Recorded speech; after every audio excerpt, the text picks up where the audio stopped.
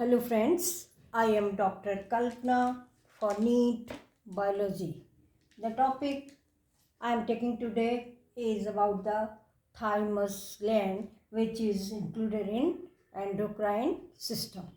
Endocrine system में बहुत सारी ग्लैंड्स हम पढ़ चुके हैं. ये ग्लैंड्स हार्मोन सिक्रीट करती हैं और ये डक्टलेस होती हैं.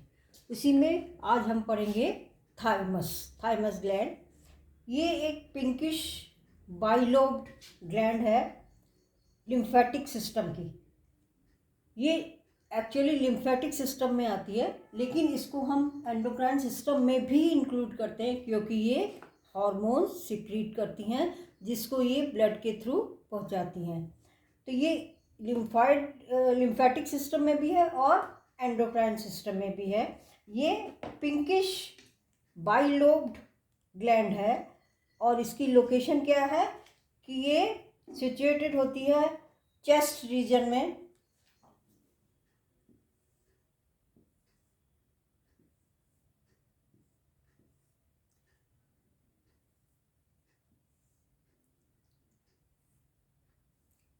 चेस्ट रीजन में यहाँ पर ये तो हो गया डायफ्राम और यह हो गया लंग्स.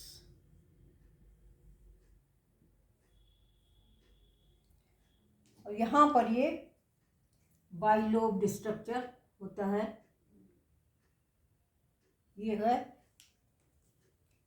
Thymus gland.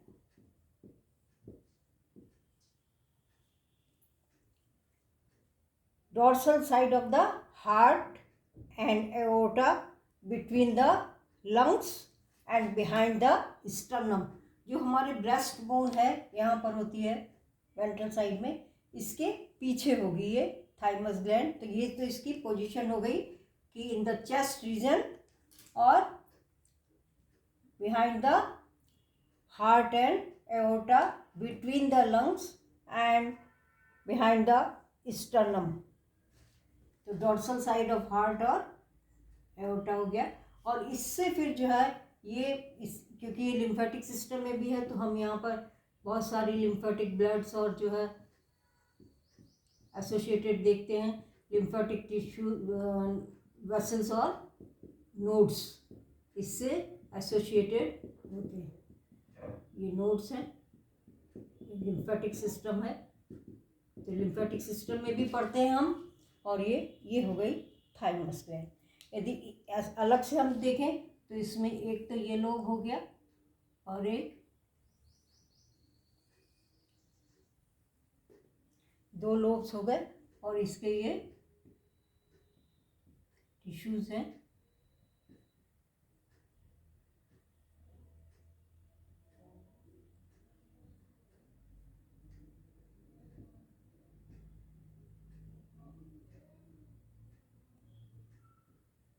और यदि एक लोब को देखेंगे,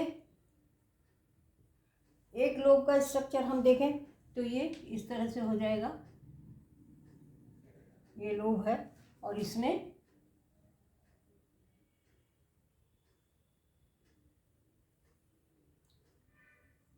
अंदर तो मेडुला है और बाहर ये कॉर्टेक्स है और ये जो है इसका कैप्सूल है. ये तो हो जाएगा कैप्सूल और ये बाहर वाला हो जाएगा कॉर्टेक्स. और ये अंदर जो है ये है मेडुला.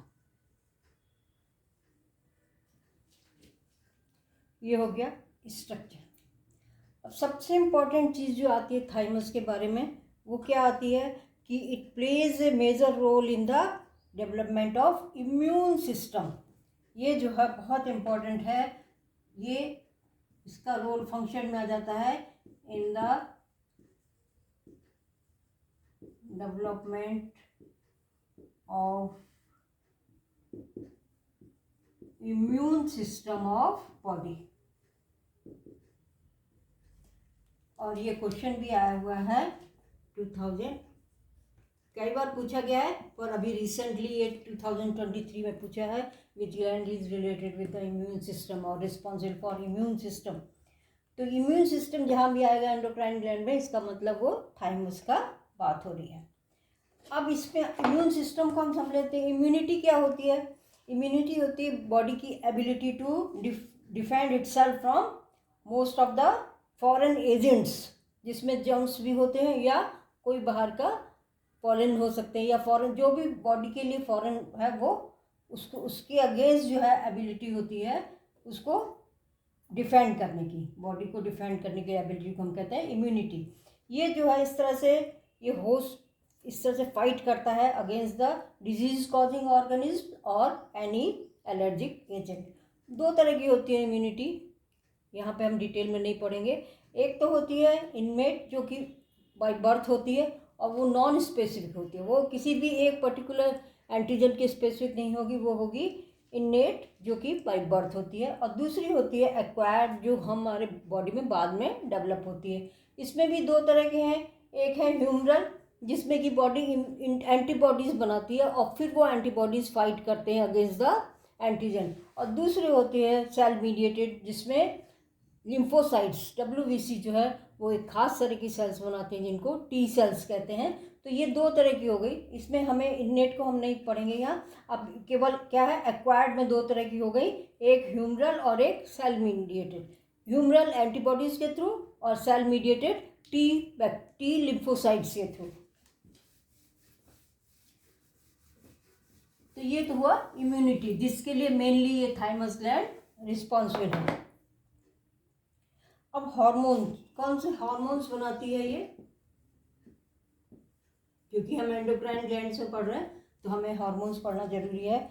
ये जो है पेप्टाइड हार्मोन्स सिक्रीट करते हैं। Peptide means made up of amino acid, amino acid जुड़ के प्रोटीन बनाते हैं। तो ये पेप्टाइड हार्मोन्स बनाती है जिनको कहते हैं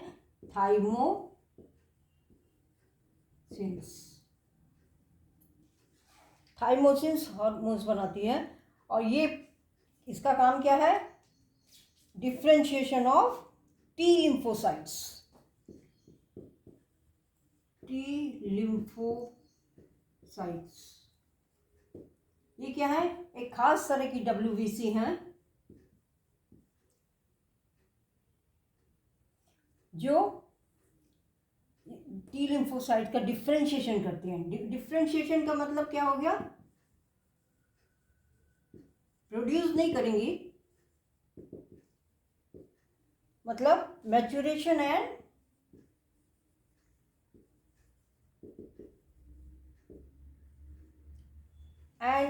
प्रॉपर फंक्शनिंग।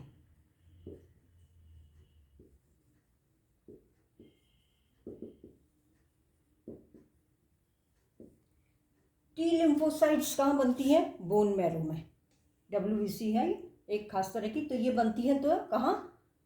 बोन मैरो में, वहाँ से ब्लड के थ्रू आती हैं और थाइमस में आके फिर इनका क्या होता है? डिफ्रेंशिएशन होता है, माने मैच्योरेशन होता है और ये प्रॉपर फंक्शनिंग करती हैं। तो ये इसमें टी लिम्फोसाइट्स का क्या होता है? डिफ्रेंशिएशन होता है। तो इस तरह से ये क्या दे रही हैं? Cell mediated immunity. T lymphocytes जो है रिस्पॉन्सिबल हो गई सेल मीडिएटेड इम्यूनिटी।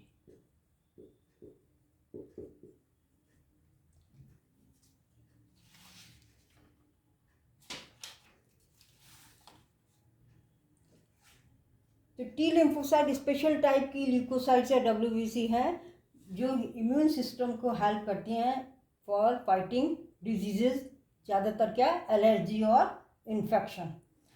और लिम्फोसाइट ये ट्रेवल करती हैं from bone marrow to thymus, जहाँ पर ये क्या होती हैं? मैच्योर होती हैं और ये ब्लड स्ट्रीम में फिर एंटर कर जाती हैं। ये तो हुआ सेल मीडिएटेड। इसके अलावा ये ह्यूमरल इम्यूनिटी में भी काम करती हैं।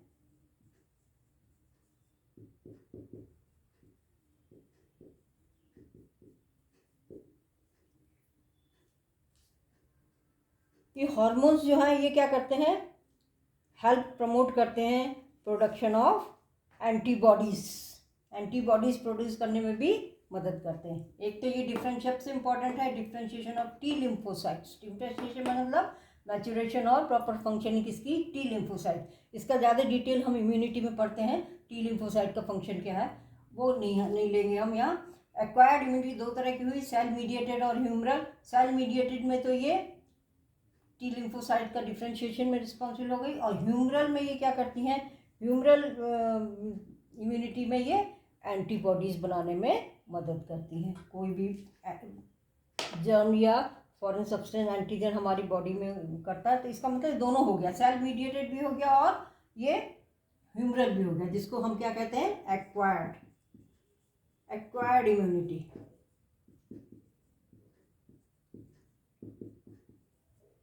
तो बॉडी जो हमारी बाद में बर्थ के बाद जो इम्यूनिटी एक्वायर करती है उसमें ये थाइमस का बहुत ही इम्पोर्टेंट रोल होता है। अब एक और इम्पॉर्टेंट चीज़ क्या है कि थाइमस जो है डीजनरेट हो जाती है इन ओल्ड इंडिविजुअल्स। जैसे जैसे बर्थ के समय तो ये पूरी डेवलप होती है और धीरे धीरे ये क्या होती है, डीजनरेट होना शुरू होती है, और ओल्ड इंडिविजुअल में ये बिल्कुल डीजनरेट हो जाती है। तो उससे क्या होगा, decrease production of thymosin. Thymosin का प्रोडक्शन क्या होगा, कम होगा, क्योंकि थाइमस ग्लैंड डीजनरेट हो रही है, जिसकी वजह से इम्यून सिस्टम जो है, रिस्पांस जो है ओल्ड पर्सन्स का क्या हो जाता है, बहुत वीक हो जाता है। हम देखते हैं बूढ़े लोगों में इम्यूनिटी कम होती है, उनको जल्दी बीमारी लगती है, जल्दी इन्फेक्शन होता है। तो इस तरह से ये जो है धीरे धीरे एज के साथ साथ डीजनरेट हो जाती है।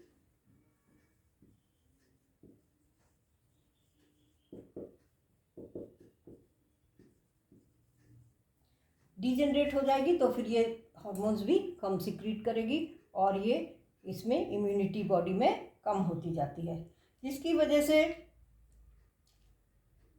बर्थ के बाद से ही डिटोरिएशन शुरू हो जाता है, और ये प्रोसेस जो है वो पुबर्टी तक आते आते स्पीड अप हो जाता है, और उसके बाद पुबर्टी के बाद 65 लगभग 65 एज तक तो क्या कहते हैं, बिल्कुल लगभग अनेबल हो जाता है body to make new T cells. तो बर्थ के समय फुली डेवलप रहेगा, धीरे धीरे डिटोरिएशन होता है, इसका डिजनरेशन होता है, पुबर्टी तक आकर डिजनरेशन होना शुरू हो जाता है, और जो है बाद में ये 65 पे तो बिल्कुल कम्प्लीटली, ऑलमोस्ट कम्प्लीटली ये टी सेल्स नहीं, टी लिम्फोसाइट्स को बनाना बंद कर देती हैं, ये डिफ्रेंशिएशन बंद कर देती हैं।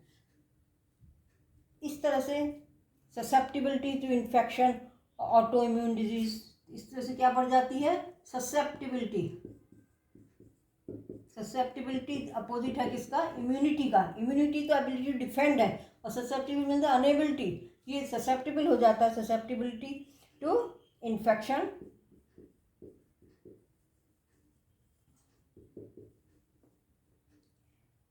Auto immune disease,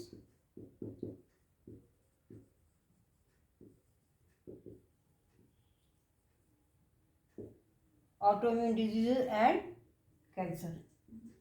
old age में कैंसर के चांसेस भी बढ़ जाते हैं, क्योंकि अनकंट्रोल ग्रोथ होती है इसमें इम्यूनिटी नहीं है, तो इसलिए ये चांसेस इसके बढ़ जाते हैं। इसीलिए इसको क्या कहते हैं, क्लॉक ऑफ एजिंग भी कहते हैं।